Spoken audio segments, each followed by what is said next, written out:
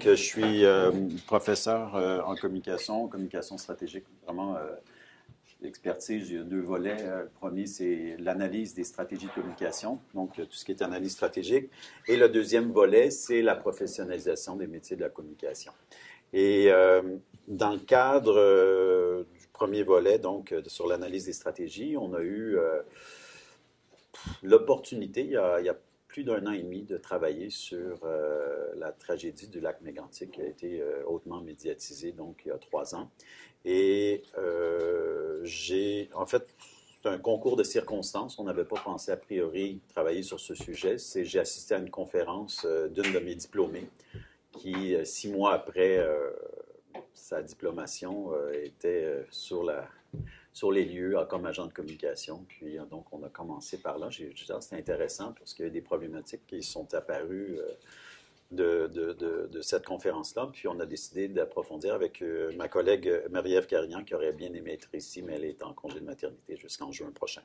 Donc, les deux collègues, donc Marie-Ève et moi, on s'est penchés sur cette question-là parce qu'on s'est dit que d'un point de vue de l'analyse des stratégies de communication, il y avait relativement peu d'études qui se sont faites vraiment avec les artisans, si je puis dire, du terrain. Et puis, l'Université de Sherbrooke étant tout près, on avait des collègues aussi qui sont à la santé publique et des médecins, donc à la santé publique, qui sont aussi professeurs à l'Université de Sherbrooke. Il y a eu un accès à des informations qui s'est fait à peu près naturellement, donc ce qui nous a beaucoup aidé à la méthodologie. Je vais en parler dans quelques instants. Pour mémoire, contexte de la crise, c'est la plus grande tragédie ferroviaire au Canada. Malheureusement, donc, contexte de la crise, 40 édifices du centre-ville détruits. Ma collègue et moi, on est allés sur place, on a constaté les dégâts, c'est épouvantable. En fait, il ne reste plus rien. Il ne restait plus rien, ils sont en train de rebâtir littéralement sur les cendres. Puis 40 édifices, c'est un village, Lac-Mégantic, c'est une très petite municipalité de 6 000 habitants. On a constaté malheureusement 47 décès, dont 27 orphelins. Il faut comprendre, des fois il y a des choses qui nous échappent, mais l'événement s'est déroulé en pleine nuit, juste avant la fermeture du principal bar de l'endroit, tout près du chemin de fer au centre-ville de Lac-Mégantic. Et donc il y avait des parents qui étaient là, qui étaient sortis, des enfants qui étaient gardés, d'où les orphelins. 2000 victimes collatérales du désastre parce que lorsque le brasier, pendant 4 jours, donc 5 400 000 litres de pétrole brut, ce que ça fait, c'est que ça s'est répandu dans les canalisations. Il y a eu, au niveau de l'environnement, des dégâts donc à l'air, au niveau des émanations. Je ne suis pas spécialiste, on a des spécialistes ici qui pourront en parler mieux que moi. Et bref, ça a été, selon les spécialistes de première ligne, vraiment un total chaos. J'ai une citation qui va suivre tout de suite après. Ça a été pendant, d'un point de vue communication médiatique, cette nouvelle-là a été, pendant les jours qui ont suivi, dans le top 3 des nouvelles à travers le monde. Tout de par l'intensité du brasier, par l'ampleur du désastre aussi, parce que visuellement, bien évidemment, ça a eu une résonance très, très importante dans les médias.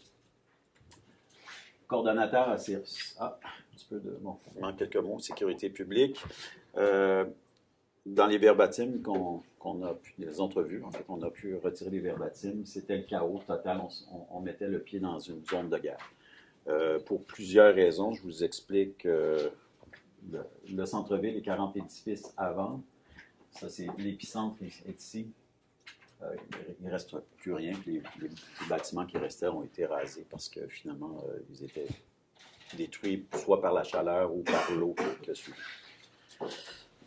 Plusieurs acteurs impliqués. Bon, évidemment, premièrement, les victimes du sinistre.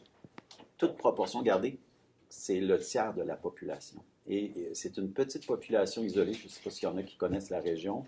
Moi, je ne la connaissais pas personnellement, tant aussi longtemps qu'on n'est pas allé sur place. Et on constate de visu que c'est une région très éloignée, près du lac, un petit village. Et il y a je reviendrai. Donc, très éloigné et tout le monde se connaît. Vraiment, tout le monde est cousin. des connaissances, et ça a eu un impact au niveau de l'analyse de l'étude de cas qu'on en a fait. 3 niveaux gouvernementaux, municipal, provincial, fédéral, ce qui a occasionné beaucoup de complications, si je puis dire, de toutes sortes au niveau de la gestion de crise.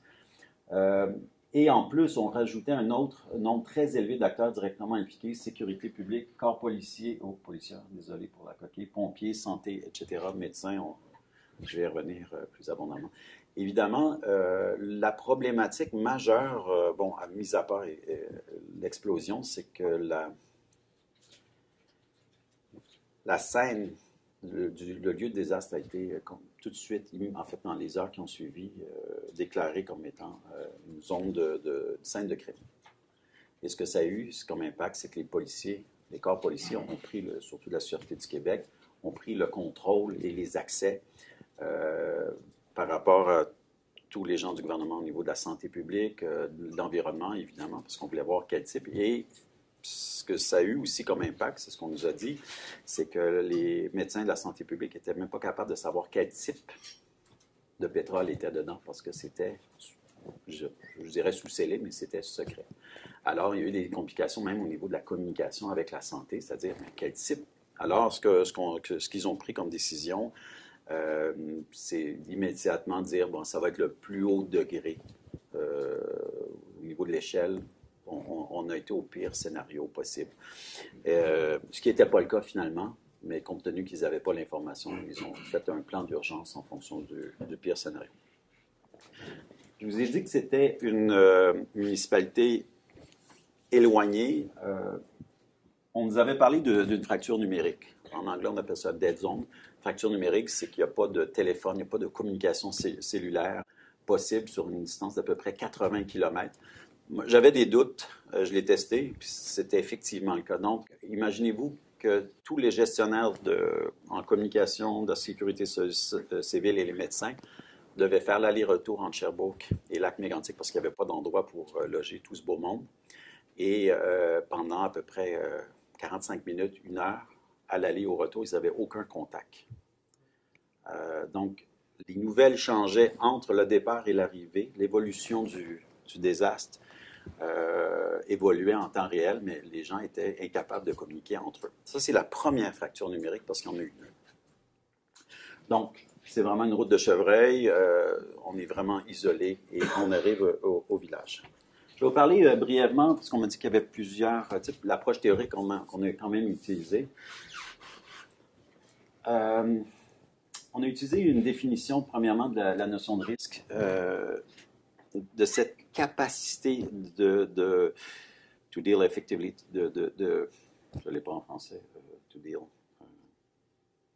Oui, effectivement, gérer efficacement les désastres deviennent de plus en plus importants avec la notion de risque. Cette notion de risque qui est en train de s'accroître avec les années, donc avec la complexité industrielle des transports routiers, aériens, produits chimiques. Donc, il y a une notion de risque qui, selon le Center of Disease Control and Prevention, est de plus en plus importante.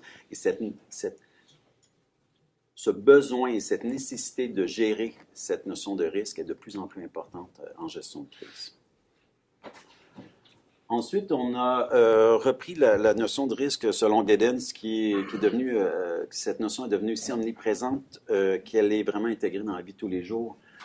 On le voit, mais on l'a repris quand même comme cadre conceptuel parce qu'on trouvait ça important. C'est au cadre d'une publication qu'on a faite d'ailleurs, juste pour votre information, qui va être publiée d'ici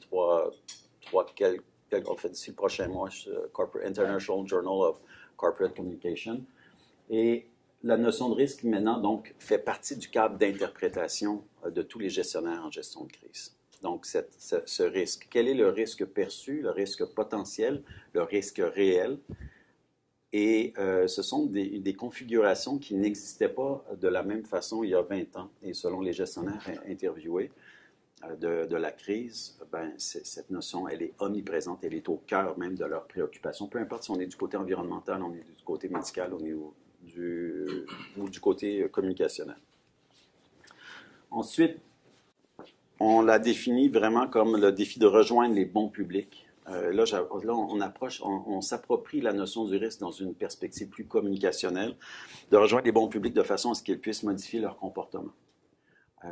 Et l'important pour nous, c'était de comprendre, est-ce que les populations donc sinistrées étaient capables, de comprendre le message, de faire du sens avec ce qu'on leur communiquait, et ensuite, ultimement, est-ce qu'ils étaient capables de modifier les comportements. Ça, c'était le principal souci qu'on avait d'un point de vue conceptuel. Et là, on a utilisé Timothy Coombs, qui est un des grands, sinon le grand spécialiste en gestion de crise d'un point de vue communicationnel. Donc, sans vous redécrire, en fait, la définition de crise du lac mégantic correspondait à la définition de Coombs, qui est une des plus grandes références. Donc, on implique une organisation, puis c'est les acteurs, stakeholders, c'est les parties prenantes. Et dans ce cas-ci, on s'est rendu compte que les parties prenantes, je vous en ai parlé brièvement, étaient excessivement nombreuses. Et il y a eu des implications d'un point de vue de la gestion des communications de façon significative. Donc, ces parties prenantes, je parle de policiers, corps policiers. On ne parle pas juste de la SQ, mais il y a eu des gens de la SGRC aussi. Il y a eu tous les ministères du gouvernement du Québec qui étaient impliqués. Du fédéral aussi, parce que le ministère des Transports, les trains, les juridictions s'empiétaient l'une sur l'autre. Cette coordination était vitale. Et ce qu'on a appris, c'est qu'à la première conférence de presse, immédiatement dans la première journée, il y avait 11 représentants différents attitrés pour parler de la crise. Donc, 11 points de vue différents. Ils se sont rapidement rendu compte que ça n'avait pas de sens d'un point de vue médiatique, d'un point de vue de la gestion des communications. Certains ne voulaient pas communiquer certaines informations parce qu'il y avait une enquête en cours. Donc, il y avait un problème majeur de coordination dès les débuts de la crise. Et si on continue plus loin avec Coombs, autre définition, les stratégies de communication en réponse aux crises se concentrent de plus en plus à créer et gérer du sens, le meaning. Et ça a été, comme j'en parlais, le cœur même de notre cadre interprétatif, à savoir, est-ce que les populations, parce que c'était le cœur de notre recherche, les populations sinistrées, ont vraiment compris, parce que c'était l'hypothèse de départ suite à la conférence dont je vous parlais un peu plus tôt, est-ce que les populations ont compris tous les messages de santé publique, les messages qui étaient de nature assez complexe. J'y reviendrai. Dernier point, cadre conceptuel, juste pour qu'on se situe, c'est le concept de littératie qui est apparu au cours, qui était une hypothèse de départ, une notion qui est apparue en cours de recherche, donc c'est une notion émergente. C'est un des constats qu'on a fait, c'est-à-dire que le concept de littératie, dis-je, de la santé réfère vraiment à la facilité de comprendre, d'évaluer et d'utiliser l'information pour améliorer et maintenir un état de bonne santé selon le mieux en 2014. Et cette notion de littératie a été au cœur, j'allais dire, je dirais pas de nos découvertes, mais en quelque sorte, c'en est, de nos apprentissages, de cette recherche sur le terrain, de cette étude de cas. Donc, question de recherche, quelles étaient les stratégies de communication utilisées lors de la crise de lac mégantic, donc par les différents acteurs clés, gestionnaires de la crise. On pense à la santé publique, sécurité civile, corps policier, les pompiers, bon, j'en passe, il y en avait 11, comme je vous l'ai dit, les principaux. Et de quelle façon les victimes ont compris et interprété les messages de santé publique durant la crise, qui était en fait ultimement notre principale préoccupation. La méthodologie que nous avons utilisée, donc, c'était des entrevues en profondeur avec les responsables de la crise. J'y reviendrai. En fait, je vais y aller plus en détail. Donc, on a fait 9 entrevues individuelles en profondeur de entre 3 et 6 heures chacune. On a été sur les lieux du sinistre, on a été à la municipalité, donc les premiers intervenants. On a été rencontrer les gens de la Sûreté du Québec, puis on a eu des entrevues. En fait, on ne pensait pas d'avoir des matériaux. Les premières entrevues étaient, on avait demandé 1 heure, 1 heure et demie, et puis ça a été comme presque une catharsis pour certains, 2 ans plus tard, de revivre. Certains, c'était vraiment on n'était peut-être pas outillés comme chercheurs pour ça, mais on a vraiment senti une charge, on est un psychologue ici, mais une charge émotive pour les intervenants de première ligne. Il y a eu beaucoup de cas de haut stress chez des gestionnaires, chez des employés du gouvernement, différents corps, et ils ont eu certains burn-out par la suite. Et chez ces gens-là, donc, on a senti vraiment un aspect presque libératoire. Donc, municipalité, sûreté, santé publique, médecins, gestionnaires en communication.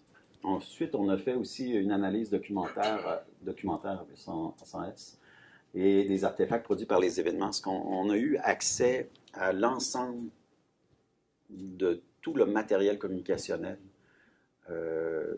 autant les plans de communication, les mémorandums, les plans, en fait, chacune des communications qui ont été effectuées auprès des publics cibles. Et ce que ça nous a donné, c'est une richesse documentaire extraordinaire qu'on n'a pas toujours fini d'analyser. On a eu droit à la revue de presse de la sécurité civile, qui était absolument complète, une revue de presse internationale, et aussi du plan de crise de la municipalité. Parce qu'il faut comprendre que le War Room était à peu près grand comme la pièce ici, au sein d'édifice municipal, donc de la mairie. Et des fenêtres, c'était au sous-sol, et des fenêtres, on voyait le brasier en temps réel, ce qui était, juste d'y être, c'était assez intéressant d'un point de vue chercheur, d'un point de vue humain, on pouvait s'imaginer ce que ça peut être comme stress aussi, parce qu'il n'y avait pas d'autre endroit donc, pour tenir ces réunions. Donc, principaux constats. Premièrement, la fracture numérique a engendré des difficultés extrêmes, j'en ai parlé brièvement, de communiquer des messages de santé publique prévus via les médias numériques. Ce que ça dit, c'est que j'ai parlé d'une première fracture numérique qui est permanente, c'est-à-dire qu'il n'y a pas de 2 zones. Il y en a eu une deuxième qui était circonstancielle, parce que tous les réseaux de fibre optique de la ville passaient en dessous du chemin de fer. Donc, avec le brasier, je vous ai parlé de 3000 degrés, tout s'est littéralement liquéfié, les métaux et autres. Et il y a eu une rupture numérique temporaire due à l'interruption. Donc, les seuls qui avaient des Wi-Fi, c'est ceux qui avaient la Sûreté du Québec était autonome. C'était à peu près les seuls autonomes. Il y avait les médias qui sont arrivés avec leur car qui étaient aussi autonomes. Et ça, c'est presque anecdotique, mais c'est important quand même d'un point de vue communicationnel. C'est le Tim Hortons qui avait un Wi-Fi. Alors, les gens devaient aller au Tim Hortons pour se brancher sur le Wi-Fi. Donc, c'était vraiment on parlait de chaos, c'est-à-dire qu'il n'y avait plus de communication. Les gens devaient donc marcher, aller rencontrer leurs pères et collègues. Il faut comprendre que, premier point, en fait, le 3/4 des foyers avaient accès à Internet. Et lorsqu'on regarde la carte, c'est ce qu'on est allé faire par la suite, parce que lorsqu'on a eu accès donc au War Room, qui est presque un musée maintenant mégantique, qui est inaccessible au grand public, mais il y a des cartes, on voit chacune des zones. Et les zones les plus durement touchées, près du chemin de fer, ce sont les zones à haute, d'un point de vue socio-économique, c'est des gens extrêmement défavorisés. Et ce sont les gens les plus touchés qui n'avaient pas d'accès à Internet. Alors, premier point qu'on a trouvé, c'est qu'on a bien voulu leur communiquer d'un point de vue socio-numérique, par Facebook et autres, puis on s'est rendu compte que c'était beaucoup de personnes âgées qui, de toute façon, n'avaient pas de réseau Facebook. Deuxièmement, même s'ils en avaient eu un ou autre type de médias social, ils n'avaient absolument pas d'accès à Internet de toute façon. Donc, on s'est dit, OK, premier constat, cette fracture-là nous a forcé les médecins de santé publique, les coordonnateurs de gestion de crise, à modifier leur stratégie parce qu'ils se sont rendus compte que ça ne donnait rien, évidemment, d'envoyer des messages qui étaient prévus initialement. C'est plus facile, on envoie ça par différents médias, puis même par la presse. Par contre, on s'est dit, on va communiquer avec les médias. On ne peut communiquer directement avec nos populations, les ondes sinistrées. On va communiquer par les médias qui ont accès aux ondes. La mairesse ici, avec la directrice de la santé publique en arrière à gauche, ont donné plusieurs entrevues à la presse nationale et internationale. Et à un moment donné, on s'est rendu compte que ça a été un point tournant parce qu'on répondait à des questions de journalistes de CNN et du Mexique. Et ben, on s'est dit, ben, on passe beaucoup de temps avec ces gens-là pour communiquer à la planète, mais nos sinistrés, on ne leur parle absolument pas. Alors, rapidement, ça s'est fait en moins de 24 heures, on s'est dit, on va éliminer toute la presse internationale pour se concentrer aux médias locaux. Il y avait une petite radio locale, donc Lac-Mégantic, et on a commencé à travailler avec cette personne-là. C'est une dame qui est installée dans son sous-sol, qui avait, donc je ne me rappelle pas des ondes, mais elle avait sa petite station locale. On a travaillé donc d'un point de vue beaucoup plus micro-terrain, et on a laissé la presse internationale à des répondants de deuxième ligne, si on veut. Et conséquemment, ce que ça fait, c'est que on a choisi cette photo-là parce que cette dame était vraiment représentative de la population qui vivait dans les édifices tout près du sinistre. Personnes âgées, vulnérables.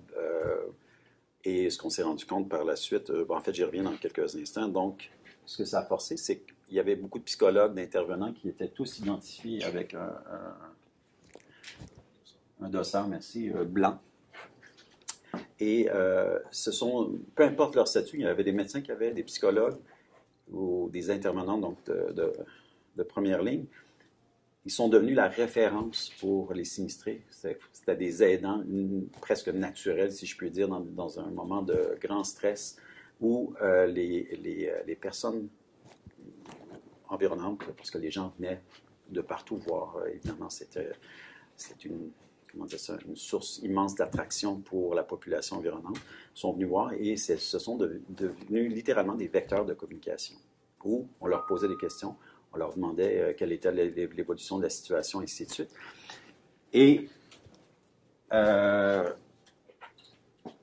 fait de forcer naturellement, c'était déjà prévu, mais on a juste accentué donc cette présence-là.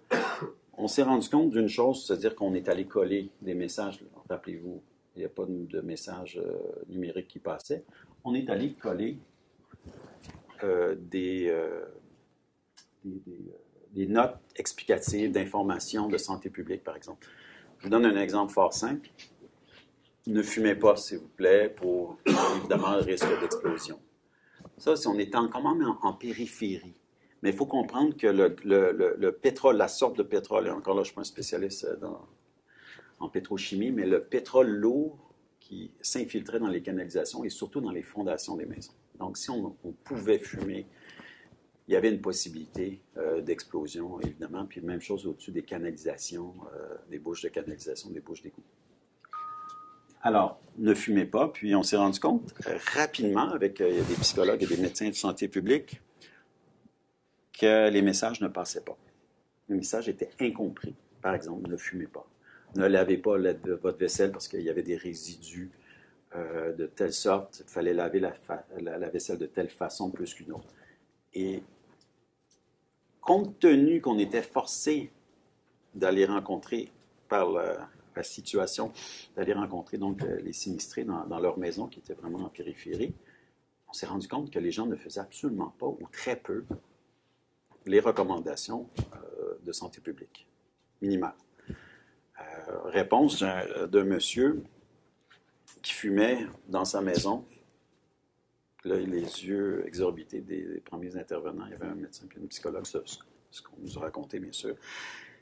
Elle dit, pourquoi vous fumez-vous? Je dis, ben, j'en ai besoin, je suis en stress, puis blablabla. Puis il dit, mais est-ce que vous avez lu le dépliant? Ouais, correct, j'ai le droit de fumer, je suis chez nous, puis bon, ce genre de discours.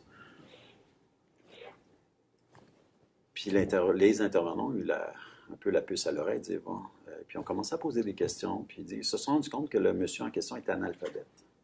Il était incapable de lire. Il était juste incapable de lire le document. Et là, on a posé la question donc aux médecins de santé publique, aux gens de communication. Bien, il dit oui, on savait qu'il y avait une population, parce que c'est quand même tout chiffré d'ailleurs, mais on ne savait pas jusqu'à quel point les gens étaient incapables de déchiffrer, de décoder des phrases simples. Puis là, il y avait toute cette complexité de santé publique à faire passer au niveau de l'information, et il y avait cette incompréhension, et rappelons-nous, il y a aussi cette notion, ce contexte anxiogène de sinistrés qui, déjà en partant, n'avaient pas les habiletés nécessaires pour décoder des phrases simples. Lorsqu'on leur demandait de comprendre des phrases complexes dans un contexte anxiogène, il y avait une incompréhension très, très, très marquée chez les sinistrés. Donc, les médecins et les agents de communication ont réécrit jusqu'à 4 fois les messages de santé à chaque jour pour les simplifier, pour les vulgariser. Et même après 4 fois, là, j'ai dit, on fait le plus simple qu'on peut faire. Certaines personnes avaient toujours de la difficulté à comprendre ces messages. Donc, là, on leur demandait, OK, qu'est-ce que vous avez fait? La petite radio locale, c'était pas prévu dans le plan de gestion de crise. Ils sont allés donner des informations. Les informations qui étaient écrites, on les a communiquées de façon verbale, en accord avec la station. Alors, ils ont fait des capsules, des entrevues et des questions-réponses, et ça a été un vif succès. Ils ont fait des points d'information, des rencontres citoyennes. On a augmenté le nombre de rencontres citoyennes sur les terrains, directement sur les coins de rue, et ainsi de suite. Puis avec les dossards blancs, ça aidait, puis on les a expliqués. Et ça a été la façon la plus efficace, selon la direction de la santé publique de l'Estrie, à mieux faire comprendre le message. Et malgré ça, il y en a toujours qui avaient de la difficulté à comprendre. Et j'en parlerai comme il y a une suite à nos recherches. Donc, j'en ai parlé, problème de littératie, les messages complexes de santé publique, même qui apparaissent simples pour des experts, hautement scolarisés, je parle des médecins. Je parle les responsables en communication avaient tous au moins une maîtrise en communication. Donc, hautement scolarisés pour des universitaires, ce qui leur apparaissait le plus simple, le plus vulgarisé possible, dans des contextes de crise, était toujours incompris ou incompréhensible pour certaines personnes âgées, des gens qui avaient fréquenté on est allé a posteriori analyser les groupes, peu scolarisés, secondaire 3 en moyenne, très peu avaient fini. C'est un des plus bas taux au Québec. C'est près de 60% qui ne finissent pas leur secondaire 5. Alors, pauvreté, tout ce que vous voulez d'un point de vue socio-économique. Et lorsqu'on leur parlait de pollution de l'eau, de l'air, du sol, en temps de crise, c'était vraiment trop pour la compréhension. Et par la suite, on s'est rendu compte que, puis en plus, je ne sais pas si vous avez constaté dans les médias, il y a une nouvelle étude de Statistique Canada, puis ça a augmenté, on est à 51%. Au Québec, on est dans les plus hauts taux de littératie.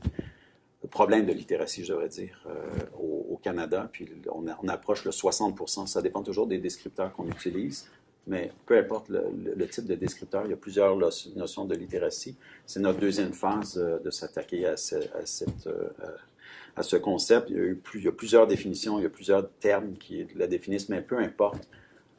L'idée principale, c'est qu'on a des gens avec qui on veut communiquer en temps de crise et avec qui on reste incapable donc de communiquer. La fracture numérique, donc en conclusion, fracture numérique a causé de nombreux problèmes, mais aussi des opportunités. Et cette opportunité,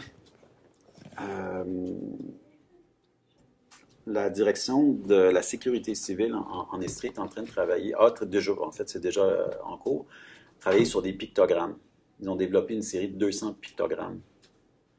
On a fait du travail avec eux. C'était 2 de nos étudiants en communication. Puis là, l'aspect communicationnel est apparu très important. Et on leur dit la façon de communiquer rapidement, c'est avec une série de pictogrammes identifiés. Il y a eu des inondations l'année passée et on a utilisé ces pictogrammes-là. Puis on s'est rendu compte que ça fonctionnait très bien. Même pour les gens avec sans aucun problème de littératie, c'est simplification. Et l'aspect clé dans cette notion-là, c'est le climat anxiogène. Même des gens qui étaient scolarisés, qui avaient un travail et autres, en temps de crise, certains repères sont perdus. Donc, les pictogrammes semblent une solution parmi d'autres. J'ai parlé de ça. Ensuite, donc, apprentissage, c'est une évidence. C'est une évidence, mais qui a frappé de plein fouet toutes les équipes de première ligne. c'est de communiquer directement avec les sinistrés. Vraiment directement, c'est une communication de proximité, d'aller voir les gens chez eux. Tous les plans étaient bons lorsqu'on les a analysés, médias sociaux numériques, médias... En fait, c'est une planification habituelle qu'on peut même enseigner dans les classes. Sauf que j'ai fait des vérifications chez nous et chez d'autres collègues. Il faudrait le faire ici avec nos collègues de l'UQAM. Mais même dans les cours comme plan de communication, les cours de base, le concept de littératie n'est pas utilisé, n'est pas enseigné. Et ça a été pour nous une révélation. D'ailleurs, on a corrigé chez nous dans nos cours. Mais c'était un des apprentissages importants, c'est qu'on prend pour acquis que tout le monde a accès à Facebook, aux médias sociaux numériques. Et nous, c'est les universitaires, nous sommes très peu représentatifs des populations, surtout en temps de crise, dans certaines régions éloignées ou dans certains secteurs défavorisés. Donc, ne pas se fier uniquement sur les médias numériques. Bien sûr, on ne veut pas dire d'éliminer complètement les médias numériques. Bien au contraire, on s'est rendu compte qu'il y avait une utilité certaine. J'y reviens dans quelques diapositives. Et évidemment, je ne savais pas trop comment l'écrire, ne pas sous-estimer ou surestimer, ça dépend. Oui, c'est ça, parce que ça dépend du point de vue. Le niveau, donc surestimer le niveau de littératie des victimes, surtout en temps de crise, puis, comme je l'expliquais, le climat anxiogène qui était extrême en l'occurrence. Et un autre apprentissage qui fait en sorte qu'on est en train de travailler sur une recherche là-dessus. On va présenter à l'Ocréa une communication. Qui est l'expert en communication? C'est une question qui est apparue spontanément, en fait, qui a émergé des verbatims. La porte-parole de la Sûreté du Québec, il dit qu'il n'y a personne d'autre. Elle a dit qu'une police, c'est vraiment texto, qu'une police qui peut parler de la sécurité. Les médecins, personne d'autre ne peut parler de santé publique si on n'est pas médecin. Pourquoi? Pour crédibilité, pour connaissance. J'en vois un qui sourit ici. Et les gens de communication disent, ben, on est formé en communication, ça devrait être notre rôle. Donc, les pompiers, c'était la même chose. Alors, tout le monde était l'expert. Et il y en avait 11 experts différents parler au nom. Et dans le cas de la gestion de crise, en fait, c'est devenu une experte par la force des choses. C'était la mairesse, qui était ni policière, ni médecin, ni communicatrice, qui l'est devenue par la force des choses. C'était elle l'experte, elle était au niveau de la proximité. Donc, on est en train de travailler sur cet aspect-là de l'expertise en communication, qui est autorisé à communiquer, pas juste d'un point de vue formel ou fonctionnel, mais d'un point de vue de la compréhension des différentes populations.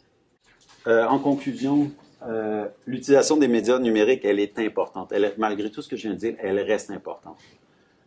Pourquoi? Parce que tous les gestionnaires nous ont dit, on aurait pu, bien sûr, on n'avait pas les capacités numériques sur le site, mais on avait des rumeurs à gérer. Il y a eu des rumeurs qui ont circulé sur Facebook ou ailleurs qu'on aurait pu et qu'on aurait dû pouvoir gérer. Par exemple, que la santé publique mentait sur le nombre de victimes, de cas. Il y a des théories du complot qui sont apparues. Bon, ce genre de choses. Et il n'y a personne qui les a tués. En fait, ils l'ont fait, mais a posteriori, 3 à 4 mois plus tard. Et là, déjà là, il y avait eu une enflure. Il y a certains mythes qui sont apparus, puis qui perdurent encore 2 ans plus tard. En face de la mairie, sur le lieu, c'est un cimetière qui est peuplé de morts. Bon, ce genre de situations qui apparaissent toujours 3 ans plus tard. Il y a des gens qui vont à la mairie pour se plaindre encore de certains facteurs, qu'on nous a menti, que l'eau est imbuvable, puis l'eau a toujours été correcte. Il n'y a jamais eu de problème d'eau potable, mais les gens sont convaincus que certaines personnes veulent les empoisonner.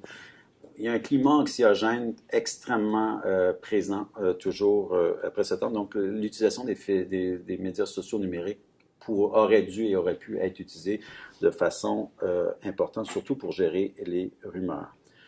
L'élément clé pour nous, si je peux récapituler toute la présentation que je viens de faire en une phrase, c'est le niveau de toute stratégie de communication. Ça reste l'essentiel, mais on l'oublie même dans les cours de plan de communication, comme je le mentionnais plus tôt.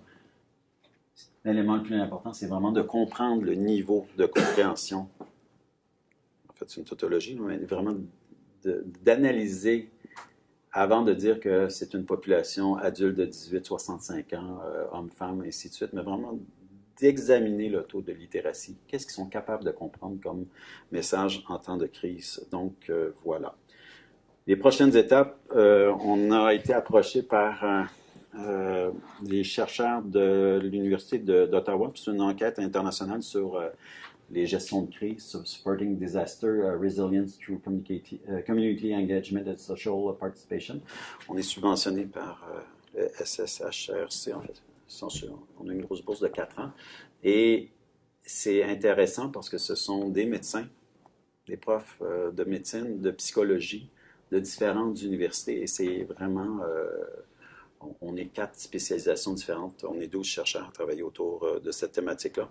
Et parallèlement, on est en train de travailler sur le rôle de l'expert en communication en temps de crise. Merci de votre écoute. Puis si on abordait les questions, commentaires, ça va me faire plaisir de répondre. Christine, je ne sais pas si...